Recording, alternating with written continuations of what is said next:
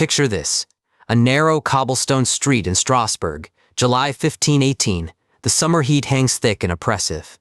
A woman steps out from the shadow of a half-timbered house and begins to dance. She doesn't stop. Not for hours. Not for days. Her name is Frau Troffea, and what happens next will become one of the strangest medical mysteries in recorded history. This is the dancing plague of 1518, and 500 years later, we still don't fully understand what happened. Imagine being unable to stop moving. Your legs won't obey. Your body jerks and spins without your permission. You're screaming for it to end, but it doesn't. Within 1 month, over 400 people would join this involuntary dance. The city council would hire musicians. They'd build stages.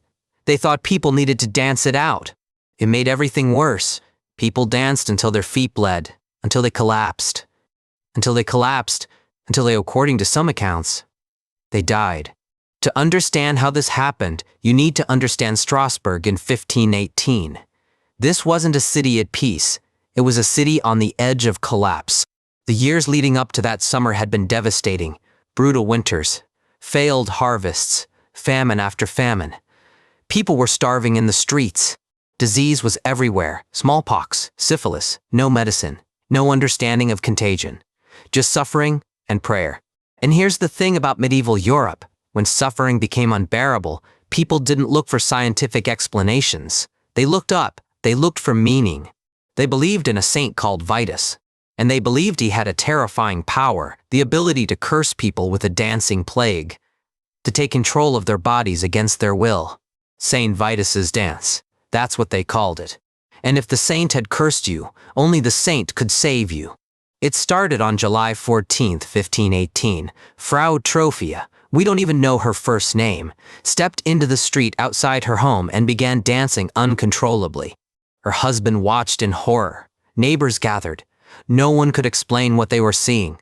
She danced through the day, through the night, for nearly a week.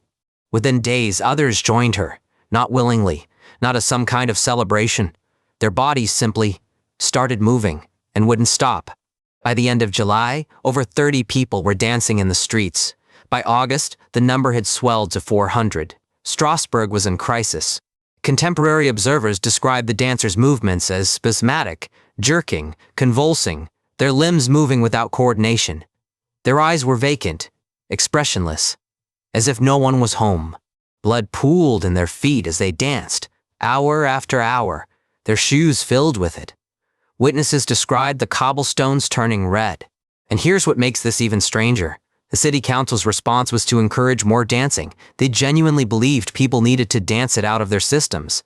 They hired musicians, guilds of them, drummers, fiffers, players of every kind.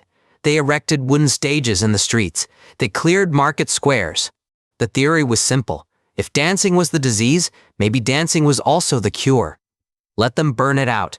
Keep them moving until whatever spirit possessed them finally let go.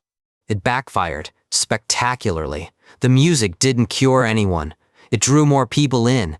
The dancing spread faster than before. Some sources claim that at the plague's peak, 15 people were dying every single day. Dying from exhaustion, from strokes, from heart attacks. Though the official records don't confirm exact numbers, the city council finally realized their mistake. They banned public dancing. They banned the musicians. They shut down the stages they just built. But something had to be done with the afflicted, so authorities loaded them onto carts and took them up a mountain to a shrine dedicated to Saint Vitus himself. The afflicted were dressed in red shoes. They were led around altars. They were given small crosses and holy oil, and the names of saints were invoked over their trembling bodies. And then, it stopped. By September, the dancing had ended. People returned to their normal lives, as if waking from a nightmare they couldn't quite remember. So what actually happened? 5 centuries later, scientists and historians are still arguing about it, and the debate reveals something profound about how our minds and bodies connect. The most widely accepted theory comes from medical historian John Waller. He argues this was mass psychogenic illness, a phenomenon where psychological distress manifests as physical symptoms. Waller's argument is compelling. Quote, such outbreaks take place under circumstances of extreme stress and generally take form based on local fears. Think about it. Strasbourg in 1518 had all the ingredients: extreme stress from famine and disease, and a deeply held cultural belief that a saint could curse you with uncontrollable dancing. When you believe, truly believe, that you can be cursed, your body might just start acting out that curse. The fear becomes self-fulfilling. But there's another theory. Some researchers blame ergot, a fungus that grows on rye grain. When ingested, it can cause convulsions, hallucinations, and muscle spasms. The problem? Ergot poisoning doesn't cause coordinated dancing. It causes gangrene, burning sensations, and random convulsions, not rhythmic movement. Most scholars have dismissed this theory. A third theory suggests the dancers were members of religious cults deliberately performing ecstatic rituals to attract divine favor. But this doesn't explain the apparent involuntary nature of the movements. Here's what we do know. The dancing plague of 1518 wasn't unique. Similar outbreaks occurred across Europe for 3 centuries from the 1300s through the 1600s. Dancing mania struck in Aachen in 1374, in Cologne, in the Netherlands, throughout the Holy Roman Empire. Wherever there was extreme social stress, the dancing would eventually come. And then, after the 17th century, it simply stopped. The dancing plagues vanished from Europe. Medical historians have theories about why. The Enlightenment brought new ways of understanding illness. Scientific thinking replaced supernatural explanations. And crucially, people stopped believing in St. Vitus's curse. When the belief died, so did the affliction. The mind stopped producing symptoms that matched a curse no one believed in anymore. So what can we take from this strange piece of history? Well, consider this. Mass psychogenic illness hasn't disappeared. It's still happening today. The symptoms have just changed. From unexplained fainting spells at schools to mysterious symptoms spreading through social media, our minds are still capable of producing real physical symptoms in response to collective belief.